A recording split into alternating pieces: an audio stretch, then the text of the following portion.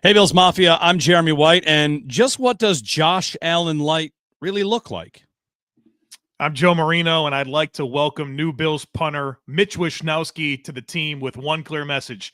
Don't punt the ball anywhere near Marcus Jones. This is the Big O, Jerry Ostrowski. The Bills got a whiteout game this weekend in Orchard Park. Let's hope Philadelphia native Sean McDermott's record in whiteout games is better than Philadelphia native James Franklin's record in whiteout games. This is Locked On, and you're watching Bill Squad. Who's ready, Bills Mafia? It's the Bills Squad. Everything Buffalo Bills, every week. Breaking down the big hits and game-changing plays the way only the Locked On Podcast Network can. Nobody circles the wagons like the Buffalo Bills. So gear up and squad up. The Bill Squad show starts now. And welcome in, Bills Mafia. Jeremy White, Joe Marino, and the Big O, Jerry Ostrowski here as part of the Bill Squad show. I got it ready for you. I got the whiteout on the board right away from Penn State. Jerry read my mind as I wanted to make sure we had a look of what Bills Mafia should expect for this game at Highmark Stadium. Of course, they're looking for a whiteout. We'll see what they get. But this is the Bill Squad show coming up. The whiteout, the rivalry uniforms, the reigning AFC Offensive Player of the Week, a reunion with two former Bills receivers, one maybe a little more polarizing than the other, the showdown on Sunday Night Football, Drake Maye v. Josh Allen, division matchup. It's a juicy affair. We'll get to all that. Today's episode is sponsored by Prize Picks. Download the Prize Picks app today and use code LOCKEDONNFL to get $50 in lineups after you play your first $5 lineup. Now, gentlemen, I don't know about you. Do you have a lot of white to wear? Because since the Bills have asked everybody to wear white, I've gotten a few people writing in, well, I've got an Andre Reed jersey and I'm going to wear that, or I'm going to wear my blue or my red. It's going to be nice outside. So, Joe, you would fit right in. You're ready to go. White on white. You're starting early. Yeah, I'm ready to go. I got the rivalries gear on, so I guess I would just wear this. But I will say, Jeremy, you have now twice in a row, in some way, broken my heart. After last week, you sniped me on Amon-Ra St. Brown in the Guillotine League, and I got chopped. But then this week, you broke my heart with a tweet this morning letting me know that there won't be white end zones for this game. There's no custom field art for this one. And, boy, I really wanted to see that. So I got that news on the golf course talking with someone from the Bills. Got a phone call because lately when I bring up something on the air on GR, I get a phone call like, all right, here's why that is or isn't happening. See, nicely done, Jeremy. You're playing 3D chess, my guy. Sometimes I get a phone call. Sometimes that's about how there's no Deion Dawkins high-level rivalry jersey yet. There will be probably next year. Like, it's whatever. There's a lot that goes into this. But on the white end zones, yeah, it is a little disappointing. But the reason is, think about your own house. You got a big blue wall. You want to paint it white. How many coats do you need? A lot. Mm-hmm.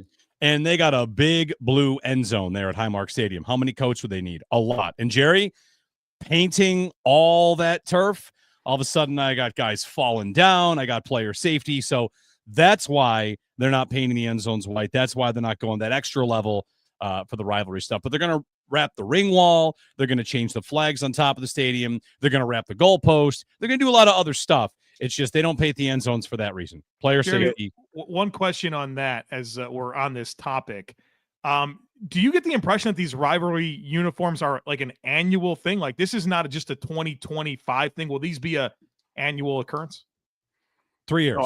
Yeah. Oh, it's 3 years. Okay. Yep. 3 years. Okay. And it's just like the reason why they're trickling out players. They want to make sure that everybody buys jerseys next year and the year after that. So that's why they're holding back some for next year. And, hey, they don't make a lot of money being poor at marketing, that's for sure. But, yeah, it changes. The turf is different now. When I played, everything was painted. So it was not a big deal to paint turf. But now the color is in the fibers.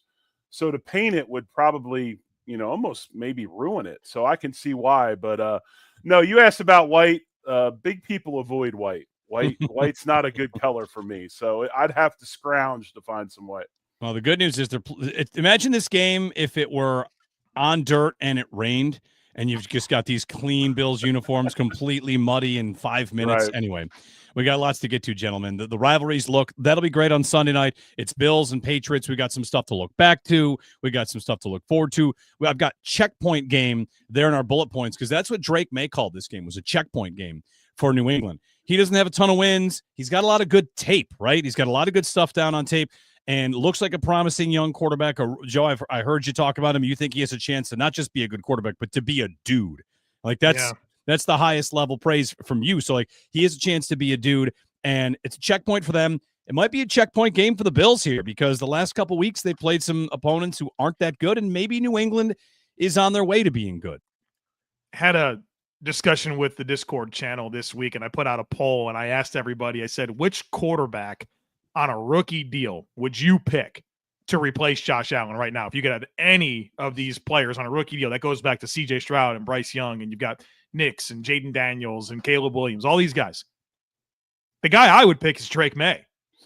This guy has the stuff. It's the size, it's the arm talent, it's how he can run. He's really good in clutch moments. You go back to watching him at North Carolina, even the third downs. I mean, this guy's figure it out willingness is really, really special. He's got a lot of competitive toughness. I like his charisma. I just really like everything about the young man. And I'm not going to tell you I'm sitting here rooting for his success by any means, but I think he's a good young player that presents a lot of challenges to the Bills. You know, he's obviously been able to find some rhythm in the passing game, leading the league in completion percentage right now, but also the dual threat ability that he has, the ability to scramble and figure it out on third downs. That's like a problem for the Bills defense. They struggle not only to get off the field on third downs, but with scrambles. The Bills are one of the worst teams in the league right now in defending quarterback scrambles. I think they give the second most yards so far this year on quarterback scrambles, nearly 11 yards per attempt. So he presents some big challenges for Buffalo. Now, there's a lot of challenges the Bills present to the Patriots. We'll get there, but when you lay on Drake Maye, I think he's a good test for this Bills defense. Definitely. Dare I say he's Josh Allen light or young Josh Allen. I mean, he's probably the most similar talent in the league to Josh Allen, a guy that's a unicorn that we don't really have any peers to. Drake Maye's game is a lot like Josh's. He can make plays with his feet. Now, obviously, for that offense to be efficient, they're going to have to do more of that. Drake's going to have to make plays with his feet because you look at rushing efficiency. This Patriots team is not very good, number 28th in the league in rushing efficiency. Maybe this is the week, kind of like the Jets game. It gives that false hope that maybe the Bills have found something in rush defense. But the Bills' defensive rushing efficiency is actually better than the Patriots on offense. So, but you look at that passing efficiency, number 4 in the league. They do a tremendous job. Obviously, a team that's building does have some young guys up front. Will Campbell's been struggling a little bit lately after he's had a really good start to the year, but he's a good talent. I think that Vrabel and the likes are doing the right things and trying to build the pieces around him to where he can be successful. So, no. I think Bills fans should be a little nerved up. He's a guy that can take games over himself, just like the guy that we have that wears number 17. Yeah, he's not really put it together from a win-loss standpoint, but his first 17 games, Maye has 22 touchdowns to 7 picks just in the passing game. And this year in quarterbacks in EPA per play, number 1 is Jordan Love, number 2 is Josh Allen, and number 3 is Drake Maye. They maybe should be 3-1, not for a couple of fumbles against Pittsburgh. I think they fumbled the ball 4 times in that game and still stayed close. So, New England is far from catching the Bills or passing the Bills, I think, but worthy of biting the Bills here or, jumping up and steal one. I don't think that'd be shocking at all.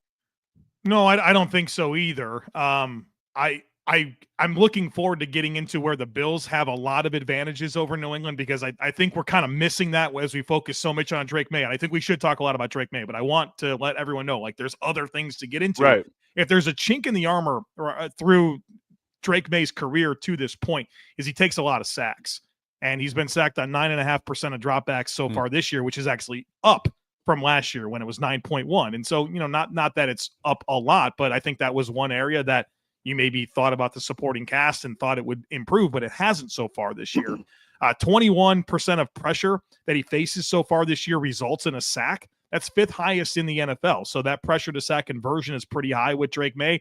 And he's been sacked 5 times where the fault of the sack is on the quarterback, which is the second most in the NFL behind only Cam Ward, the rookie, number 1 pick with 7. So that's the give and take with Drake Maye is he is really dynamic, but he's still working to figure out what he can and cannot get away with from a pocket movement standpoint. And I think this is a big game for the Bills and their pass rush and their overall ability to contain a quarterback that I think will be stressed. And, that's not news to the Bills, but it's definitely something that we need to be thinking about going into this game. It's funny, you kind of stole a little bit of what I was going to talk about, and I'll talk about it now than later, but I think this is a Bosa game again. We had talked about earlier in the year games where Joey Bosa can be effective. This is Bosa versus Will Campbell, the rookie out of LSU. Has given up quite a few pressures this season. I think 7 pressures on 47 pass blocks, 14.9%, puts him third most pressures in the league as far as offensive linemen go. One thing about Campbell, while he is, he's physically developed, he's still getting bigger and stronger, all those things that come with being a rookie. And one thing Bosa does well is that power game. So I think that power rush can give Campbell some fits. And then knowing that Drake Maye has issues getting rid of the football, taking sacks, I think the pass rush, especially Bosa this week, unless they keep a tight end in, they chip every time and go ahead and hedge their bet where we'll give them help because the other 3 aren't getting it done. I think he has a chance to have a big game. I like some opportunities on the interior as well for the Bills and their pass rush. We'll see about Ed Oliver and if he can go, but I think about Daquan Jones, who I think his pass rush has been really good so far this year, and Deion Walker going up against Garrett Bradbury, the center for the Patriots. I almost said Vikings because he was there for so long. And I think Bradbury's serviceable in some ways, but the book on him, even coming out of NC State, is a bit of a soft anchor. And he's playing next to a rookie left guard in Jared Wilson, who didn't play a ton at Georgia. He's a pretty raw guy. And I would like to think that there should be some good opportunities for some power players that the Bills have at D tackle to complement that edge pressure from Bosa with some push up the middle. Exactly. This Josh Allen Lite conversation, as you lay out the sacks portion of it, that's probably the biggest difference, right? Allen does not take sacks, and he gets away. Bills fans are probably hearing a lot this week about Maye's ability to run. Last week, Spencer Rattler got loose against the Bills, and Lamar, of course. Like, we've seen quarterbacks get loose against the Bills. The question is Maye worthy of employing a spy on Sunday? Will they do that? Will Matt Milano be watching him if he's able to play, or will whoever's out there? Is it that level of athleticism that you think you're employing a spy for Maye? What do you think, Jerry? I struggle with spies because, I do too. I mean, obviously you take a player out of coverage. Like you're in some ways presenting more favorable looks for the quarterback. So I struggle with that a little bit. I think you'd love to be able to be a little bit more intentional with your top-down approach that the Bills have defensively and get there a little bit quicker. But there's some give and take there, and all of a sudden you're shedding your numbers against the rush, or you're shedding your numbers in coverage, and I don't know if the Bills can afford that. So there's a risk reward with that for sure. I think spy is probably their version, and Buffalo is playing what they do, a bunch of cover 2 with a Tampa linebacker, and hopes that Bernard can get downhill and make it, because when you're playing zone, everything's in front of you as opposed to man, and you're flipping your hips and turning your back to the line of scrimmage, and then that quarterback can get out. So I think usually if you employ a spy, it's more probably in man type coverage than in the zone that we're pretty prevalent in playing. The pass defense, you expect it to be tested big time come Sunday. The numbers on the Bills defense, the run defense has got terrible numbers. The pass defense actually has some good numbers, in part because teams have just been running so effectively. So do you feel like the Bills pass defense has what it takes to put together a sound performance and keep New England off the board if they are in fact able to stop them in the run game? Because New England can run the ball, but this isn't quite the level of Baltimore. Then again, I'm not sure the Saints were coming in. Like, will they lean on Maye because this game could be a shootout? It's got the highest over-under of the week. Or will they go to Ramondre Stevenson and Trevion Henderson after seeing what the Saints were able to do just this last week? Well, I know you asked specifically about the ability for Buffalo to defend the New England Patriots passing game. And I think that's good, but I think you got to start with the run piece of this. And Jeremy, I listened to your conversation with Ben Volen on WGR. I had a good conversation with Nick Cattles on the crossover Thursday for Locked On Bills. So 2 Patriots people, and they're coming in pretty excited about the opportunities that they're going to have to run the football. And that's fair. I think that's something that's interesting, but can we talk about the Patriots and how they haven't proven able to run the football so far this year? Like, are we just going to gloss over that and just assume because the Bills run defense is bad that anybody can run on them? Because this is a Patriots offense that is 29th in EPA per rush. That are they averaging 4 yards per carry? It's not been a dynamic rushing offense. And so I think for as much as you might say the Bills have something to prove defending the run, I think the Patriots have a lot to prove in terms of running the football. They haven't been able to do it this year, and it's not like they're playing, the 85 Bears every week.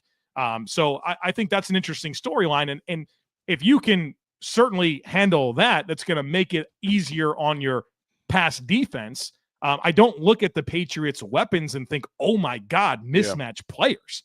I think the player is Drake Maye. That is kind of the figure it out guy. Obviously, Diggs had a good game last week, and I think he's a serviceable player for them, but they haven't gotten Pop Douglas going out of the slot. I thought that would be a bigger part of their equation.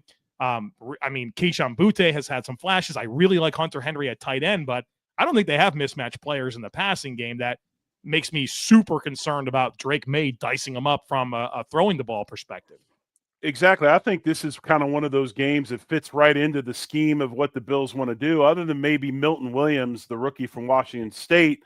I don't know if they have anybody that they don't think they can get on the ground. I mean, even Stefan Diggs, older, coming off an ACL, while he was his last couple of years in Buffalo, thought he was probably the best hitch runner in the league. I don't think anybody they're worried about that, like that speed dynamic you get with Miami, that you're constantly worried about somebody getting away. I think they can get everybody on the ground if they complete passes. So it opens up the chance to play better and heavier against the run game.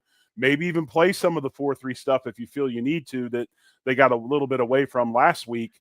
So we'll see what happens. Now, obviously, the 4-3 stuff, it might take a little bit of a hit with the Dorian Williams injury. No, not practicing again today. We'll see what they do. But, yeah, I don't think there's – other than Drake Maye, I don't know if there's anybody on this offense that they don't think that if they get out, they can't get on the ground somehow and keep them from scoring. Jerry, I'm glad you brought up base defense. The Bills so far this year have been really, really good out of their base defense. I pulled the numbers earlier today, and the Bills so far this year are 5th in the EPA per play defensively when in base personnel, which is 3 linebackers. They've only played 45 snaps, which actually 45 snaps might be as many as they played over the last 3 years combined, if we're being honest. Right. They're 10th in EPA out of nickel. They're 29th in EPA out of dime. Now, obviously, 146 snaps out of nickel, 30 out of dime, 45 out of base. But there is a good story to tell about when the Bills get their base set on the field and what that's meant for their defensive over, their production defensively. And I think if we played, and we don't have, it's funny, we've got defensive linemen that are more towards that 4-2-5 of penetrating and all of that.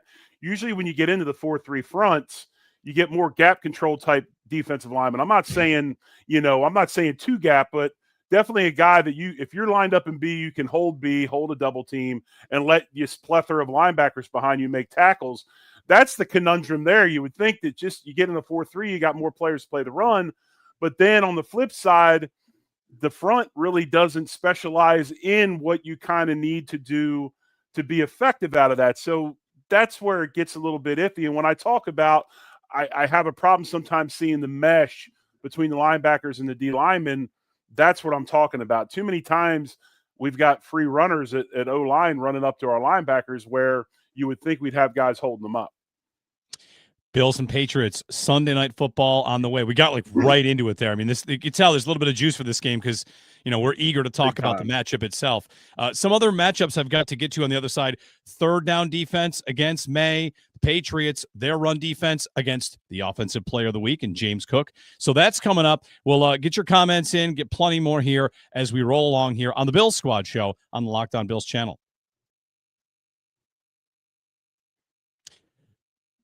This episode sponsored by FanDuel. The NFL season is here, and FanDuel has an offer you don't want to miss. Right now, new customers can take advantage of an offer from FanDuel, and it's a good one as well. Pick a bet, put down $5. If it hits, you unlock $300 in bonus bets to use across the app. That's right, $5 and get $300 in bonus bets if you win. Makes watching football even more exciting when you've got a little something riding on the action. So whether you're a casual fan or love diving into the stats, FanDuel makes the game day experience so much better. Throw a parlay together.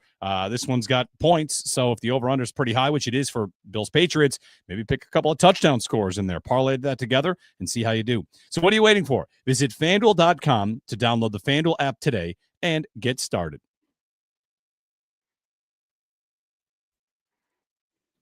All right, gentlemen, couple different matchups to get to for Bills-Patriots. Of course, the reunions, Stefan Diggs, Mac Hollins, both making their return to Buffalo. So we can get to that. But I want to ask you two matchups and which one the Bills will win and which one the Patriots will win, or, maybe both teams or both are won by the same team. First is Bills' third down defense against Mr. Third Down, Drake Maye. You said, Joe, that even in college, he was good on third down. Right now, he's the best third down quarterback in football. And I don't have to ask Bills fans how they feel about third down defense, right? It's been a problem. So who wins that matchup? Drake Maye, Mr. Third Down, or the Bills' third down defense? Oop, Joe, you're muted. Hold on. There we go. Probably Drake Maye, if we're being honest about it. I don't want that to be the case, but I think he's obviously proven a lot more on third downs over the last several years than the same question we've now had going on 3 seasons for the Bills defensively. So until the Bills change that with some type of meaningful sample size, I'm going to be concerned about it, especially when you have a guy with the resume. I know it's still pretty small, but it does date back pretty far, of Drake Maye. So yeah, I think that's probably going to be advantage Patriots on that one. The Bills are going to have to get out of their comfort zone third down. They just are. I mean, we're playing soft cushions and things like that. I know we get in the man and stuff, but at some point in time, you've got to take a chance. And we talked about it a couple shows ago in the Spagnuolo reference, and sometimes you got to have a gut feeling, right? And I just think that we get so set in not giving up that big play. At some point on third down with what we got going on, they've got to take chances and really come to the realization that if we get beat, if we give up 6, we've got a quarterback that can make it up. So I think until we get into that mode, it's going to be hard for us with our personnel. And really a lot of it comes down to me anyway, is the lack of pass rush. They got to, if they find that pass rush again, then that helps. But right now it's pretty non-existent. The other matchup to watch, and I'm going to bring in a comment here from Walter, who kind of laid it out. The Patriots defensively have faced middle-of-the-road and bottom-ranked rushing offenses. So they have the number 1 ranked run defense, or near the top. Their run defense is ranked pretty well. EPA, stuff rate, all that. Like all the numbers on New England's rushing defense looks good. Well, now they're playing the Bills. And the Bills are every bit the rushing threat that the Ravens have this reputation for being. Like, uh-oh, here comes Buffalo. Here comes Josh Allen, the smashing offensive line, Jackson Hawes, and James Cook, the offensive player of the week. So are the Bills capable of doing it whenever they want, against whoever they want, even if it is a team that right now has good-looking rushing statistics defensively? 100%. 100%. This is going to be advantage Bills. I don't think those metrics tell the story of New England's run defense, particularly in this game. I don't think they've been tested. The metrics are great, right? Number 2 in yards per attempt, number 2 in yards, number 4 in EPA. So Raiders, Dolphins, Steelers, and Panthers. Who cares? Yeah. And the thing about those teams in particular is not one of them stresses you with the quarterback run threat. Not a single one of them. And that's a different layer. And obviously, James Cook is different than any back that those teams have. I don't think those teams have the offensive line talent or the run scheme or the heavy personnel that Buffalo has. And so I'm very excited for the Bills' opportunities to run the ball against New England. And where I think that it gets even more exciting is we know the Bills want to run the football with their bigger personnel groupings, right? 2 tight ends, sometimes 2 backs, sometimes both 2 backs and 2 tight ends. Well, the advantage of that is it forces personnel decisions by the defense, right? They're going to put base personnel on the field. Well, guess what? The Patriots defense is 5th worst in EPA per snap with base personnel on the field. So you're going to put them in a personnel grouping that they're not comfortable in defending the pass. And so when you start getting that run game going out of the big people sets, and all of a sudden you do have pass catchers, whether it doesn't matter. They all can catch the football. I think you're going to put a lot of stress on New England, and you can dictate terms of this game based on that rushing offense and how you can pass the ball out of it. And the other thing is this: Joe Brady has added a running game wrinkle in every game this year. Everyone's been different. Everyone's been different. There has been a new wrinkle, a new aspect to that running game every week. 2 weeks ago, we talked about the fold blocking on the backside to seal the backside of outside zone. This week, it was bringing H and Y or Hawes and fullback and all that. It was multiple tight end trap stuff. We weren't pulling linemen. We were double leading with tight ends. Every week there's been a new scheme. So I would not doubt that there's another new blocking scheme this week. And what's funny is the Alec Anderson big set is something we could go to because we haven't really seen it that much. I mean, it's been kind of obsolete since the addition of Jackson Hall. So I don't think New England really fully understands, or maybe they do, just how well-versed, well-adapted, this running game of Buffalo is. It's coming at you, and you better be ready for it.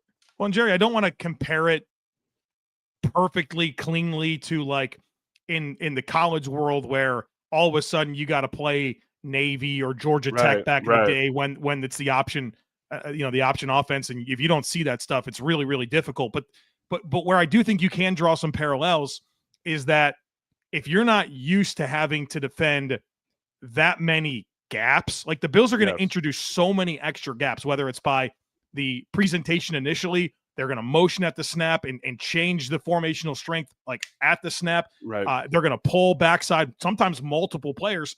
And so all of a sudden, you obviously have good run blocking, but you also have more gaps to deal with. Yes. And that's not a normal wrinkle for an NFL defense to have to deal with on a weekly basis. And so when you talk about like gap integrity and fitting the run against the Bills, it's different than any other team in the National Football League. And here's that stress that you have to deal with on Sunday night if you're the New England Patriots. Right. And add two things to that is it's funny because a lot of people will complain. We get a lot of compressed sets. Well, by design, we get these compressed sets. We're getting width actually by having compressed sets because we're adding 2, 3, sometimes 4 more gaps to the front. So while it looks compressed, it's actually spread out. Now you get those single blocks inside on the offensive line because guys got to kick out. The other thing is this that I think people need to realize, and why the Bills are such a good second half team as opposed to some others. This running game of the Bills creates a lot of opportunities for opposing teams' defensive secondaries to have to make tackles. Yeah. Those guys, a lot of them are willing, but over 4 quarters, they don't like to do that. And the Bills force that. If you watch a lot of – and I wish I had a stat for this. I'm sure somebody has it. How many times that James Cook is tackled by either a linebacker and or defensive secondary guy, a safety or a corner. The Bills make other teams' secondaries have to tackle in the run game, and that wears teams down as the game goes on. That gets to September's AFC Offensive Player of the Week. It is James Cook, Offensive Player of the Month. Offensive Player of the Month. He is first in rushing touchdowns, second in yardage, 100+ yards from scrimmage every game, a touchdown in every game this year. The last Bills running back to win a Player of the Month honor is Thurman Thomas from November 1991. I got all these statistics from Mr. Joe Marino's text club. So thanks, Joe. I brought these right to the squad show. But Cook, and we talked about it after the game again on Sunday, Joe, the Saints game. He is a feature back, and I've got the prorated stats here, like how many touches he's on pace for this year. 376. Is the updated number is 370, I think, or whatever, in the ballpark, 370, which is a huge jump from where he was. Last year was 239.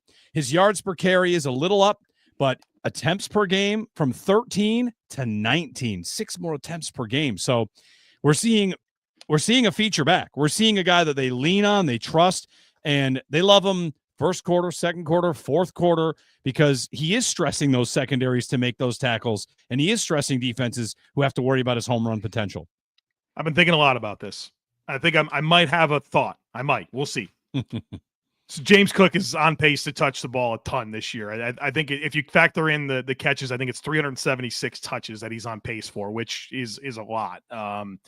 That's a high number for any modern day NFL running back. And for James Cook, it's a lot as well. His previous career high is 281 in 2023. So you're like pushing 100 more touches.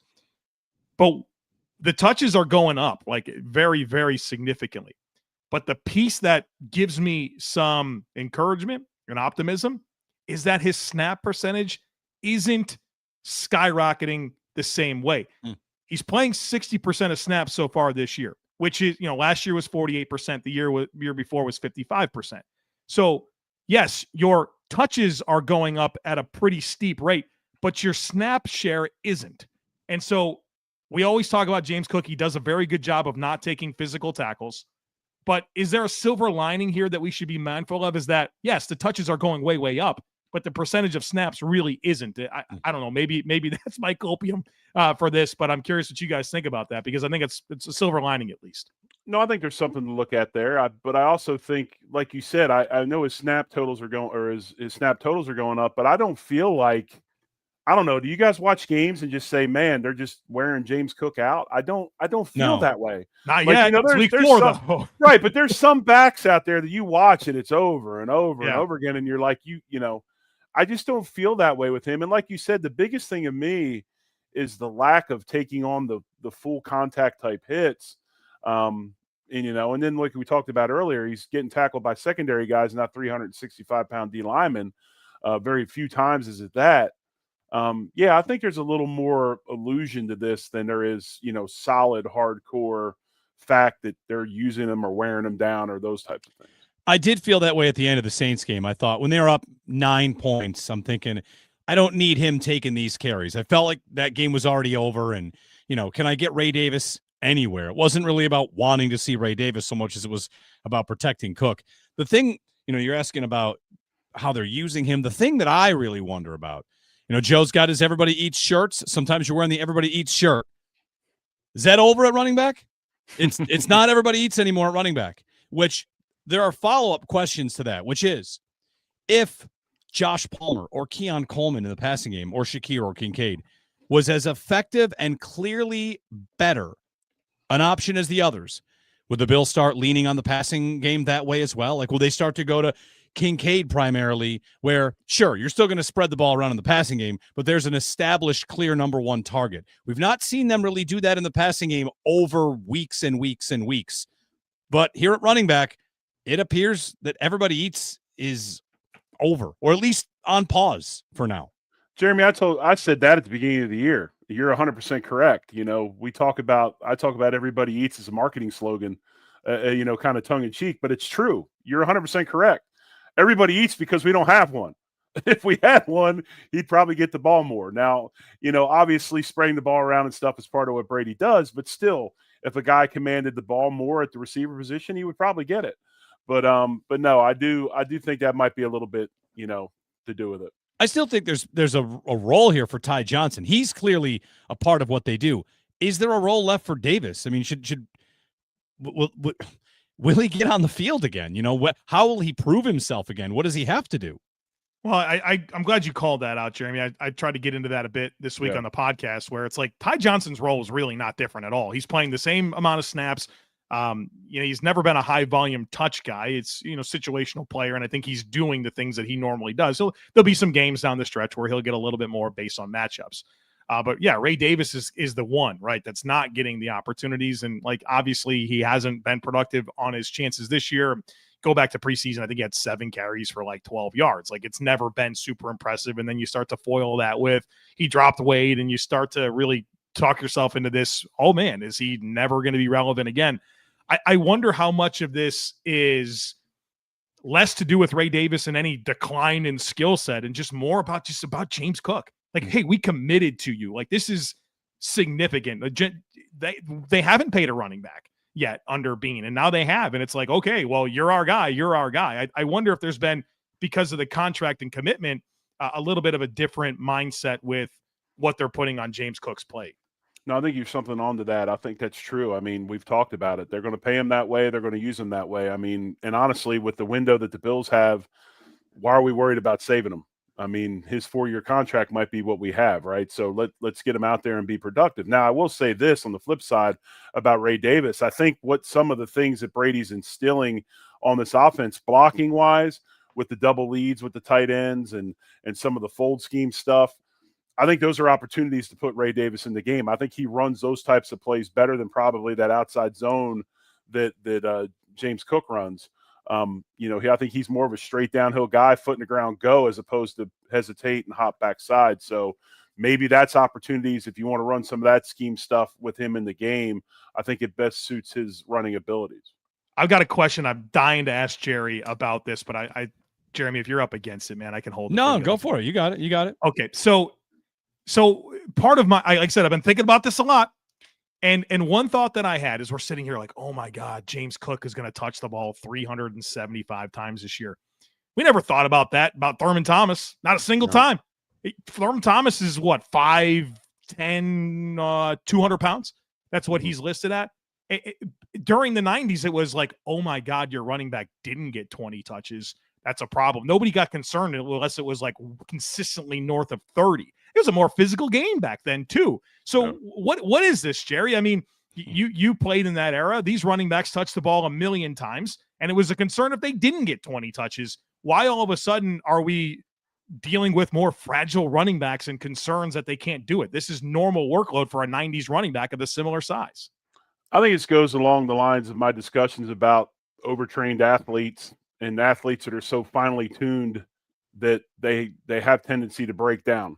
I really do. I mean, you look at it in the analogy of your Toyota Camry sitting in your parking in your driveway, or some finely tuned race car that they put in Daytona, right? You know, the one that's finely tuned usually breaks down pretty quick. The Camry's still running at 350,000 miles.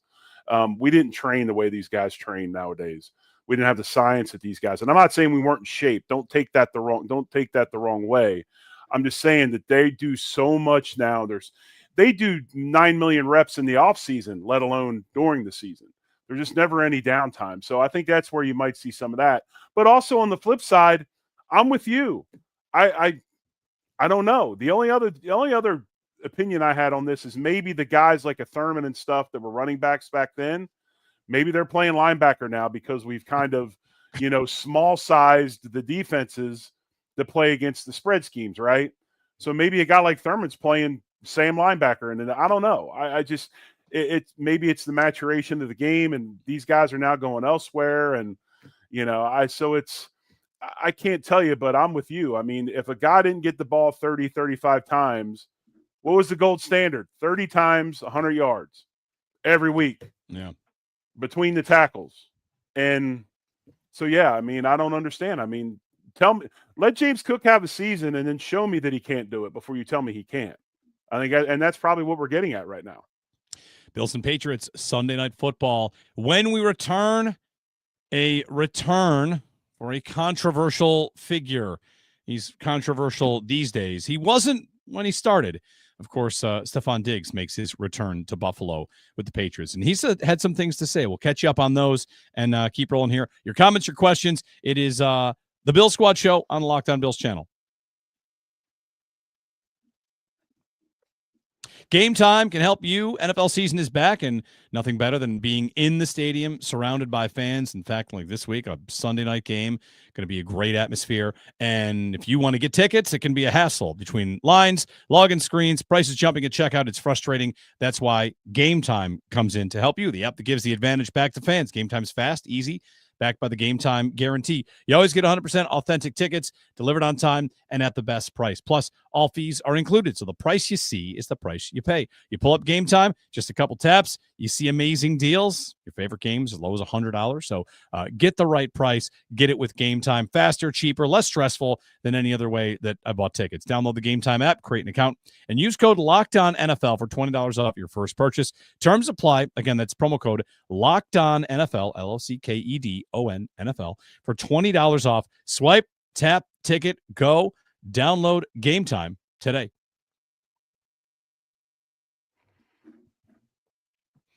All right, gentlemen, time to talk about the returning receiver who broke hearts on his way out, Mac Hollins.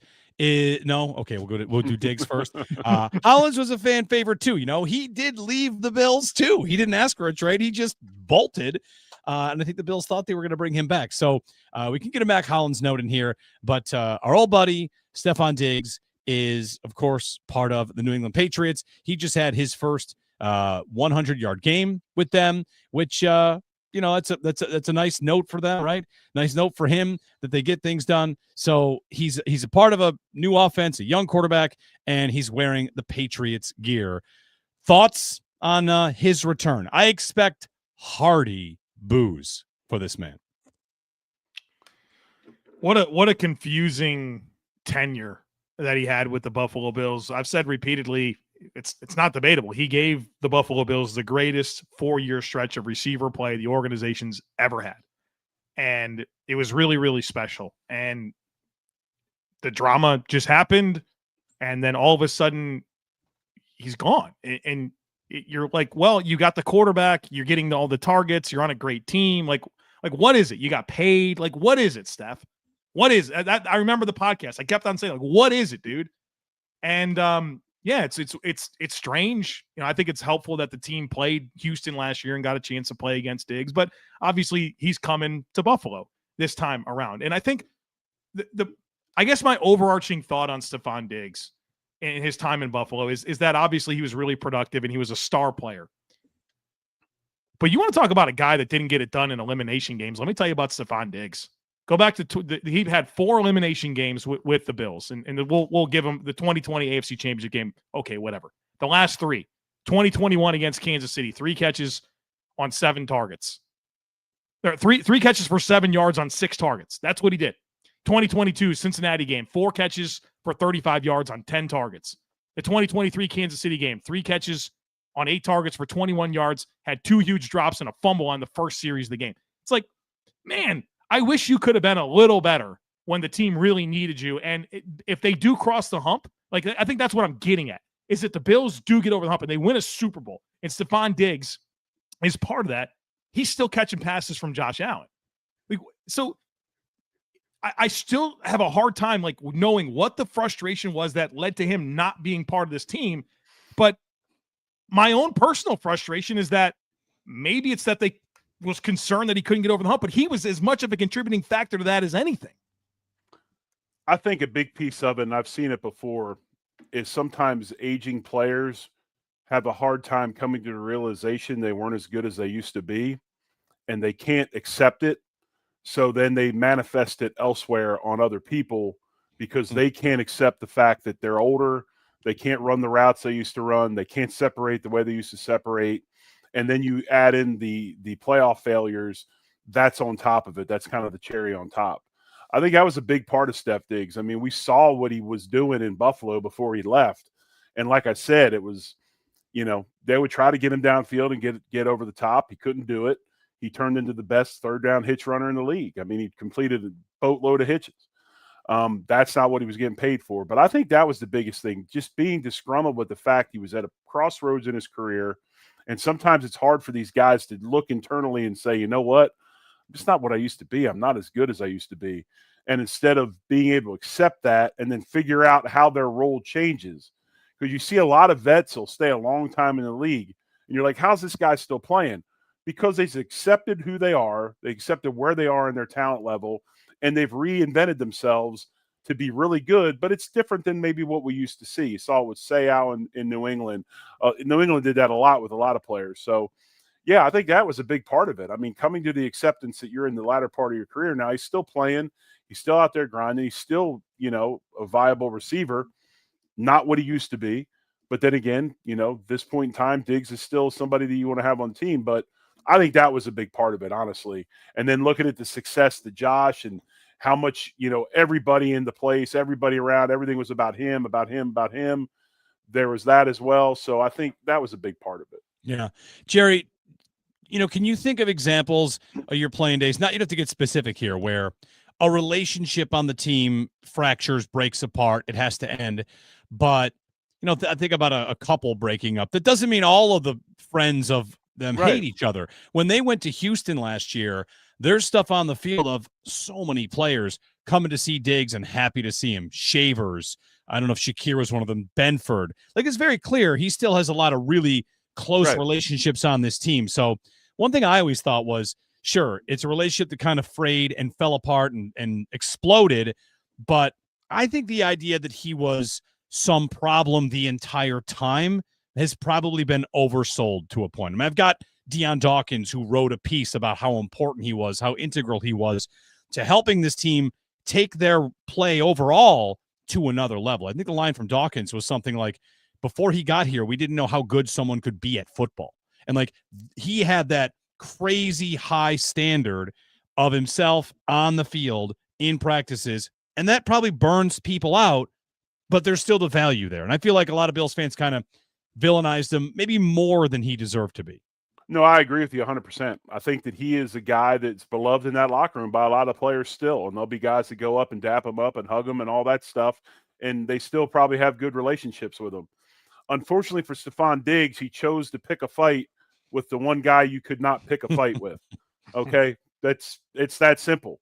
If you're going to make somebody choose, and this might have been his, who knows? I mean, Stefan Diggs is a smart guy. He's intelligent. He knows what's up. Maybe this was his way of saying, I can't say I want out again, so I'll go pick a fight with this dude who I know I can't, and they'll get rid of me because of this. There's reasons like that all the time. But no, and I also think while boos are always louder than cheers, it seems, there are still a lot of Bills fans that Diggs is still their guy. Like maybe some of them, he's still their favorite player in the franchise history. So I think there's still a lot of Bills fans as well. That's what's so crazy about this. It is very polarizing, and there's really no gray area when it comes to Diggs. You either like them or you don't like them. I had one more thing on this. What was it? It escapes me about this return and what he can be. We did get a couple of funny comments on this as well. Oh, I know what it was. It came, Joe, you mentioned like those playoff disappointments, and it's not lost on me. It's one of the reasons, throughout these last 3, 4, 5 years, we've talked about how the Bills need more receivers because of all those playoff losses you just mentioned, elimination games. Is he the only one still in the league of any receiver on the field, really? Like Davis is on a practice squad. Isaiah McKenzie's not in the league. Yeah. Cole Beasley, John Brown, Emmanuel Sanders. Stop me where you want to stop me. Right. He's the only one left of the entire receiving core in the league. Leave it to Jeremy White for this talk. Where's Deontay Hardy? He's got a whiteboard in his office. Where's Trent Sherfield? You want us to sign off and just give you the rest of the show, Jeremy? All I'm saying is, tell me I'm wrong. He's the only guy still in the league. So, it's all right. Trent Sherfield's on the Broncos, Jeremy. Gosh, how could you overlook him? I will say this. I was at practice last week on Saturday. 90% of that football team still practices walkthrough on Saturdays with no shoes on. So the Mac Hollins influence is still in effect, and it's still real. Every one of them. I mean, it was like only a couple had shoes. The whole damn time, I'm just like, this is crazy, man. Yeah. On that nasty turf. With no Speaking of Mac Hollins, Joe, you mentioned something in our open about not punting it to New England's star return man. Let's real quick before the break. Marcus Jones. Like, what's the story? You want to make sure, special teams wise, to not let him get the ball? Yeah, I think that's really important in a game like this, and especially who the Bills have kind of proven to be, especially this year where you're watching the Bills every week, and I don't know, maybe you take exception with some of their styles of play or like the games and the style points that may or may not be there. But ultimately, you can go to every single one of these games and think, oh boy, there was the mistake that team couldn't make. The Ravens, you can point to maybe the Henry fumble or the interception that was thrown by Chris Olave last week that Cole Bishop picked off. He was like, yeah, you couldn't make that mistake. Or you go back to the Terrell Bernard interception against Tua. It's like that you just couldn't do that. And the side of this that I want to get to from the Bills' perspective is I think you can just play a normal game and just eventually the dam will break and you're going to win. Where I think you get away from that if you're the Bills from like the other side of that game script is giving them bonus stuff, right? Yes. Like so a big return gives them unnecessary momentum that you don't want to give them. And so I think the world of Marcus Jones as a returner. He was unbelievable at Houston. 9 career kick returns for a touchdown in college at Houston, and so far in the NFL, he's his 2 kick return or punt return touchdowns. I think he had one last week. He's averaging over 15 yards per punt return for his career, and so that's the type of momentum that you don't want to give a team like New England in a game like this. I don't remember if the Bills lost the game, but he came on the field for like one play of offense and scored like a 80-yard touchdown. And so he's that type of game breaker that can, in the margins, give a team a spark that would help them create an upset. Exactly, especially since the first quarter of the season so far. Look how many stinking block kicks we've had in this league and returns we've had in this league, right? Yeah. I mean, just immense amounts. But, yeah, I agree. Have you guys caught up on the new K-ball controversy, the growing K-ball controversy? What now? So Vic Fangio is apparently, I don't know if he's a whistleblower yet, but they changed the rules on K-balls and what teams can do with them. So he said it's like not being talked about enough, but why are 60 and 70-yard kicks being made? He says it's because instead of open up a K-ball 30 to 90 minutes before the game, a team gets a whole week with that ball. and they get to kind of do what they want to it, and then they bring it to the game. And I saw some, who was it, Sam Schwartzstein of Amazon Prime saying, like, some teams microwave the balls or they smush them together. They try to basically doctor them for a bigger sweet spot to hit for the kickers. And that's why we're seeing all these big booming kicks go. So I don't know how much dryer. Yeah. They put them in the clothes dryer in the equipment room, and they'll run them through a cycle. They dryer, they oil, and they brush them, put them back in. They do this like they put wet towels in with the ball so they're steam that stretch. So basically what you're doing is you're heating the air inside the ball, stretches the ball, cools down, stretches the ball, cools down. So now that ball, even at full inflation, the compression of the ball is that much more when you put a foot to it. Look at so that. it goes ahead and, you know, and some of the place kickers, the way they rub the balls down and all that, work them in. Just your Charles Barkley moment, series. There it is, brother. It comes off the foot with less friction, so it doesn't slip, and you can. So anyway, I'm done. So you think it's all right? We're going to break it and gather ourselves. Yeah, please do. The coming. And I hope you don't talk about those pills next after that segment. All right, we'll do the best we can. The controversy is on its way thanks to Vic Fangio whistleblowing right there. All right, we'll step aside very quickly. When we get back, about your picks, your comments, and a quick question for these two on the Chiefs as well, who just put together a pretty impressive game against Baltimore. It's the Bill Squad Show. The new Mazda is available. Mazda crafts cars for those who do more than simply move. And we're here to tell you about Mazda because, you know, if you're driving a Mazda, you know it delivers confidence with every ride. More IIHS top safety pick awards than anyone else. Footwork to breathwork, athletes sweat all the details, and Mazda brings this same intention to how we craft every model. You can feel Japanese craftsmanship in every detail, from the metallic accents to available Napa leather upholstery. You can make everyday drives feel like anything but, from smooth handling to intuitive controls. With all-wheel drive standard in every crossover SUV, you can drive with confidence through almost any season. So like our players, we sweat every detail, because when you make every move count, impossible becomes irrelevant. Mazda, move and be moved.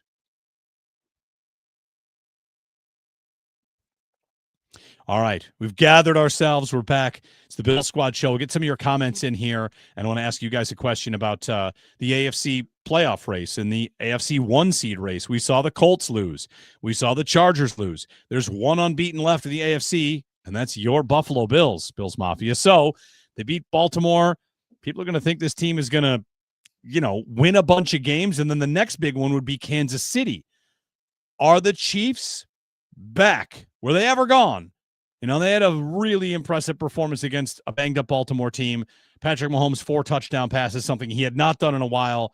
Maybe their offense starts to find a rhythm. What do you make of what the Chiefs did last week? Are they the second-best team in the AFC when this is all said and done, do you think? I'm excited to see him on Monday night against Jacksonville. I think that's a really good find-out game for both sides, right? Jacksonville's been pretty impressive. Their O-line's been phenomenal. Their defense has taken away the ball at an unbelievable rate. And they're 3-1. They're not even getting good quarterback play yet. I'm pretty impressed with them. And I think that's going to be a good matchup. I think, look, it's no coincidence that Mahomes starts to get some of his players back, right? He gets Worthy back this week, and that offense looks a lot better. And I think defensively, they're starting to figure it out. So I think it'd be silly to rule out Kansas City. I think there's like some normalization that needs to happen still based off of the improbable wins that they were able to get last year. And, I think they had a pretty, their path to the Super Bowl last year didn't face much resistance. And I think they got kind of showed up in the big game, obviously.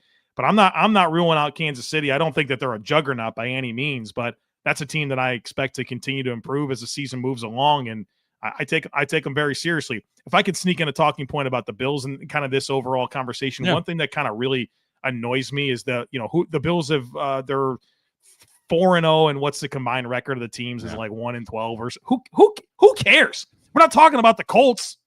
Like, this is the Bills. Have they not? What more do they need to prove other than what they've shown you over the last 6 years?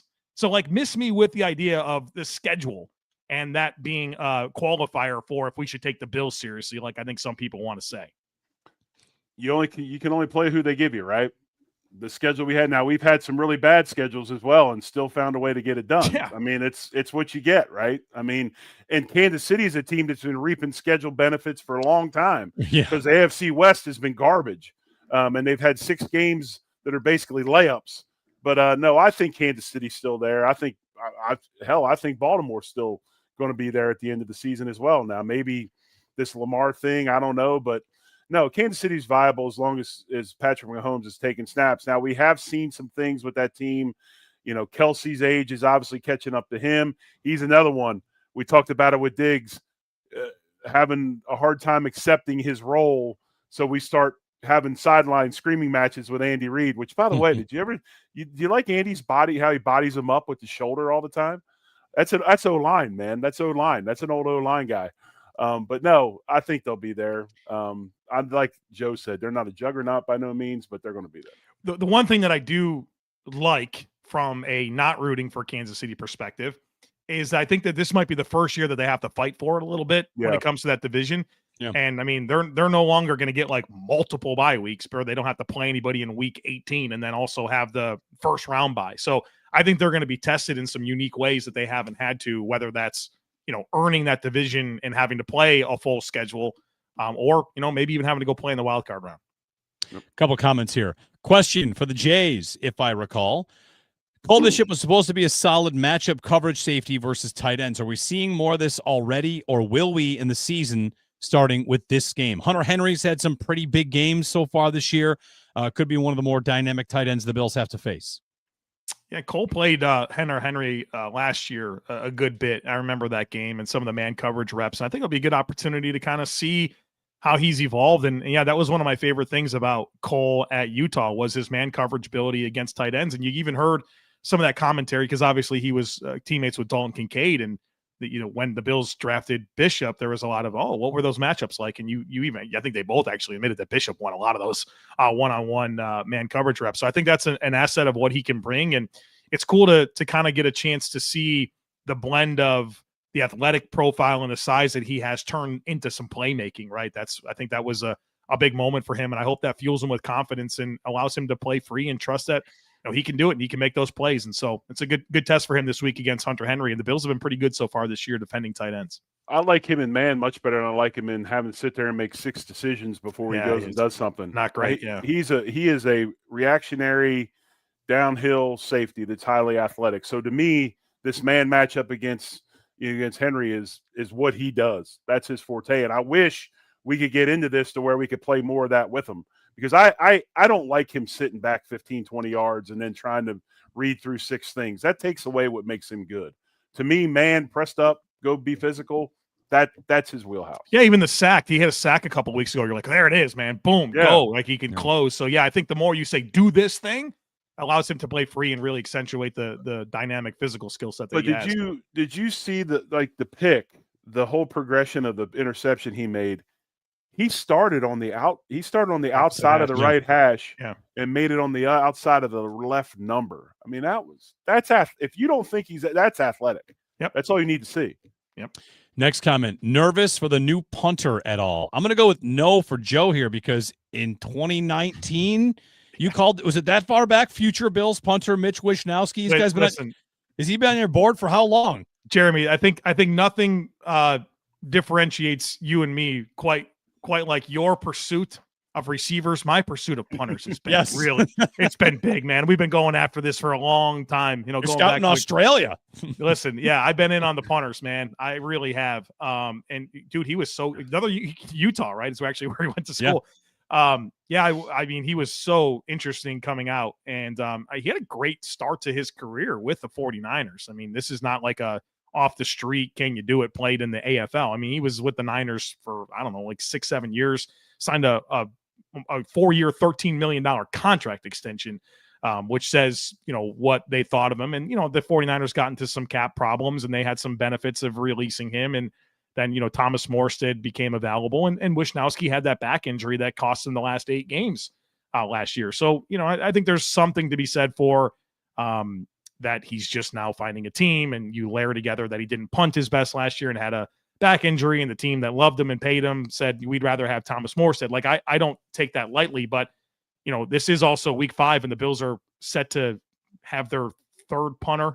I mean, what it's a pretty reasonable poll at this point in the process. And I think obviously he's punted in Super Bowls. He's punted in playoff games. Yeah. Like I don't really think this is too big for him. And in fact, I think this is a good place to land, all things considered. Isn't Wishnowski in Monsters Inc.? Mike Wazowski. Oh, Mike Wazowski. Yeah. Wazowski. I like that. Molly writes in, first time commenting. Thanks, Molly, for commenting. If we lose the game because of the defense and tackling issues, you think Bean will go for look for a trade or keep waiting for the return of the suspended players? I want to go 2 parts on this. One, if it's tackling again, will Sean McDermott's head fly off his shoulders? Like, tackling's been a problem, guys. And there's no doubt he's preaching it this week. Joe, I think you called last week's game one of the worst tackling displays you've seen of a McDermott defense. So it's something getting hammered in this week. I don't know if he'll be able to handle if that keeps being a problem. What's crazy is they had some good tackling performances earlier in the season. I'm like, oh, and even I think last year we even said that was the best tackling defense of the McDermott era. And then it's like, oh, here you go. It's very disappointing. What was the stat? I mean, speaks for itself. Was the Saints had 189 rushing yards and 165 of them came after contact. The yards before contact was 0.7. Like the front did what it was supposed to do. I'm not saying it was perfect, but it was winning run defense up front. They just couldn't fill and tackle. And Bernard's whiffing. Dorian was whiffing. Taylor Rapp had some whiffs. And the thing about Taylor Rapp is he had some angles that were so bad he didn't have a chance to miss the tackle. So Taryn, what's up with that on that? Well, the first Kendra Miller touchdown was designed for him to fill the B gap and make that tackle. He was there. He didn't make it. And then Taylor Rapp didn't want nothing to do with it. So yeah, it's so obvious on tape. I can imagine, Jerry, you've been in these meetings. I mean, what do? They put the reel up on the board and say, what the hell's this? Those conversations had to be pretty uncomfortable this week. Uncomfortable, and it's part of the whole defensive staff, your goals for a game. They've got that goal list, and missed tackles below a certain number is always on there. And when it's not, they talk about it in the defensive meetings and everything else. But something I want to kind of allude to or maybe shine a light on is I'm worried anyway. And, Dorian plays out of control. That's what Dorian does. I mean, when he gets pressed and he's out of control, and that's why he has, I think, tackle issues. But some of these other guys, especially Taron Johnson, these older guys, I worry about injury. Not that they're worried, not that they're missing tackles because they're worried about getting hurt, worried that, we've seen Taron on the turf a bunch of times already in 4 games, that they're banged up, and sometimes it's hard to make tackles when you got upper body stuff going on. So I don't know that for sure, but some of that worries me a little bit, that maybe these guys are a little more banged up than they lead on. For Sunday Night Football, Bills fans are asking you to wear white. They want a white out. Saw Deion Dawkins talking about that today, how cool it'll be to see the white out for the snowman himself. Gentlemen, you want to get a pick in? Let's do that before we go.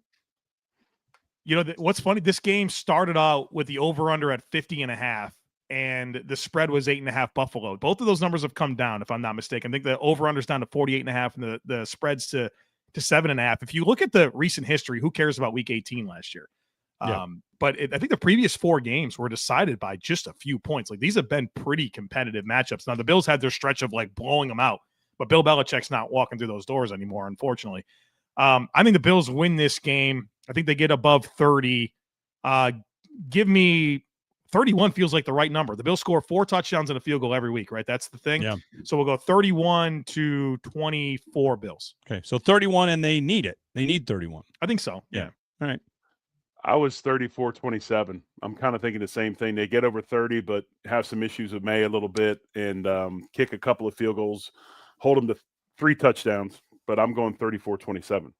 I'll go Bills win, but trail at halftime. Ooh. I think they'll trail at halftime. Patriots haven't started fast this year, so Yeah. you're looking for that to change a little bit. Well, we've seen some doldrums from the Bills a little bit. Second quarter, right? Yeah, little geez. lulls. Yeah. And maybe at halftime we're talking like 13-10, something like that. So Patriots lead at halftime. Bills win the game. They kind of, let things loose a little bit. Want to see what they do in the passing game, and ultimately they will win. So, we're all picking them to go to 5-0. So not far-fetched, because other than a Superman play out of Cole Bishop, they'd have been behind last week. That's probably right. going That's into halftime. All right, that's it for us. We're back in post game. Until then, go Bills. Go Bills. Much love. Go Bills.